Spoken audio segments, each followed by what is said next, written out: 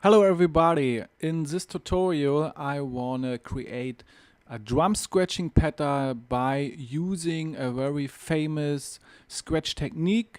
In this case I use the boomerang scratch pattern and I wanna create a drum scratching pattern by using the respective crossfader performance. And yeah, how it sounds can you see in the now following video.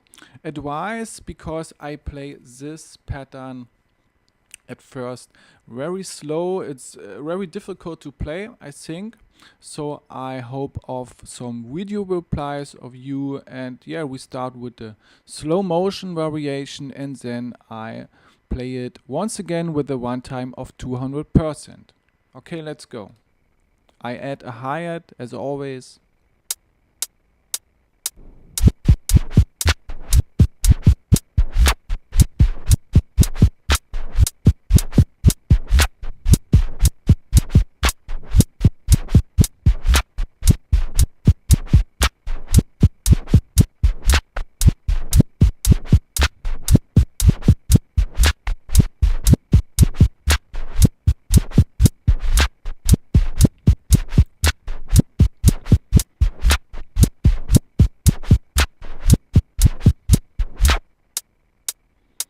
Okay, maybe one of you think that it's a little bit boring.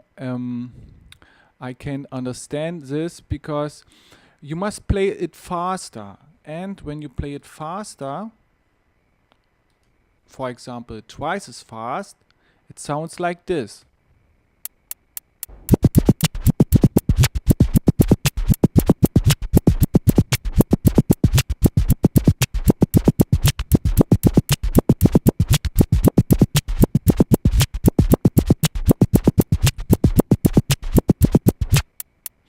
Okay, and I think this is better. In my opinion, it has a really constant rhythmic and it sounds really dope because it goes like, and the main idea is, like I said at the beginning, I want to involve famous scratch techniques, and at this example I use the boomerang performance. And yeah, okay, now the declaration of the pattern, and as always we start with the phonetic sequence. This is a bass drum snare combination, so kick drum and snare. In this case it's a bass drum and a clap, I think. Yeah. So, and the platter is off for demonstration. So now we came to the crossfader sequence, and now it's very important because this is a pattern by using the boomerang performance, and the boomerang performance goes on the crossfader like this. We start with closing, transformer click, open. Now we work with this crossfader sequence by using our kick drum snare combination. And that means we start right now with the kick drum as in reverse, like this, and we play it like a boomerang scratch. Okay?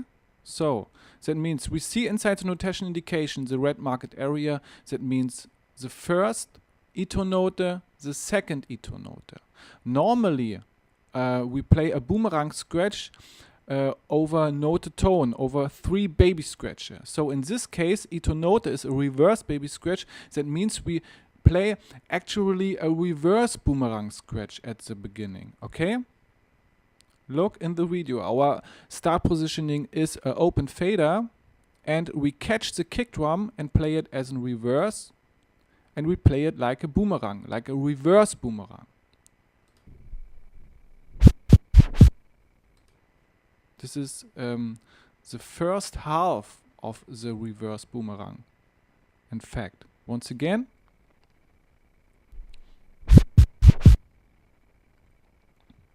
Once again.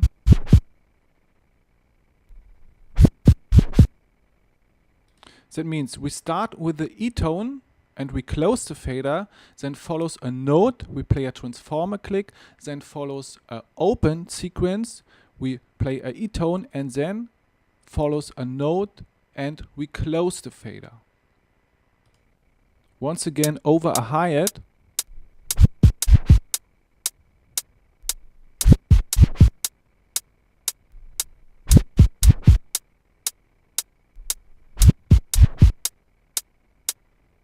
Okay, after that we see inside the red market area here the 116 note with an additional sign over the head. This is a sign for the snare.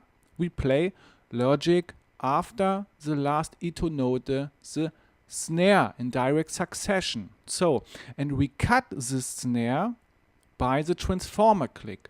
Why? Because the following crossfader sequence of closing is, by using the boomerang scratch performance, the transformer click. It sounds like this here. Once again.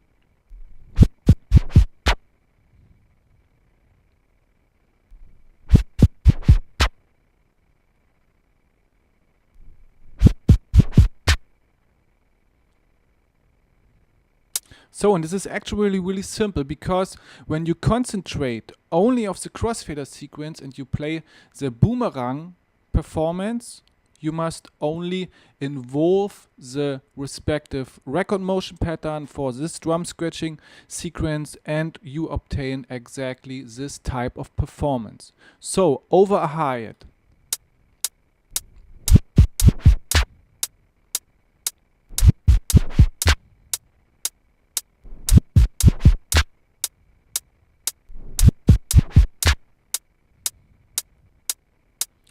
Okay, the next step, you see the red market area. We see after the snare a E-tone in a lower motion intensity, so in a lower range of the staff, and important is that we use this time value of a 116 to arrive a positioning where we can start our E-tone note by using the kick drum, the same methodology like the first record motion.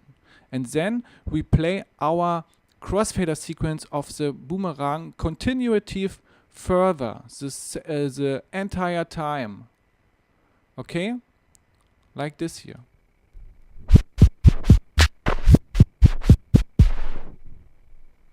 Once again.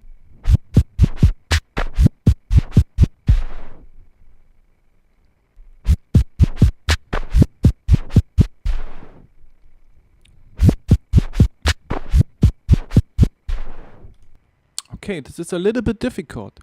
After the snare, we move the record in a 116 back to a positioning where we can start the same sequence like the beginning and in combination with the crossfader sequence of the boomerang.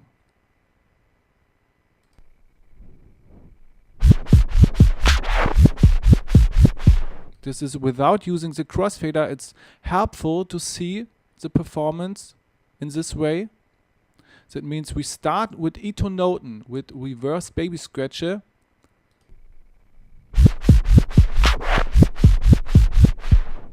And for practice, try it in this way at the beginning.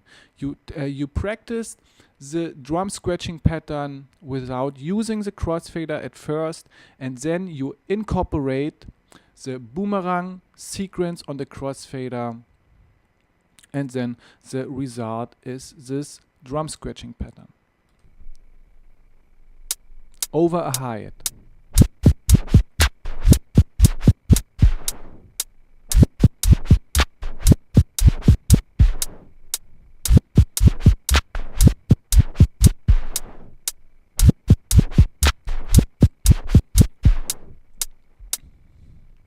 So after the last record motion, after the last E-tone note, this here, we move the record forward one step, and the consequence is the snare, and it goes like this.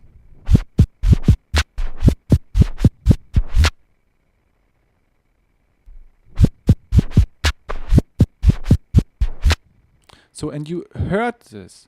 Because of the fact that we play continuative, the boomerang performance on the crossfader, we cut the snare by closing.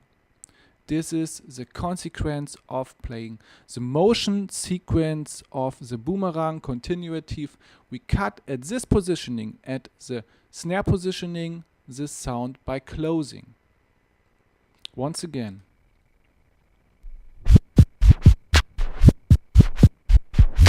Zack.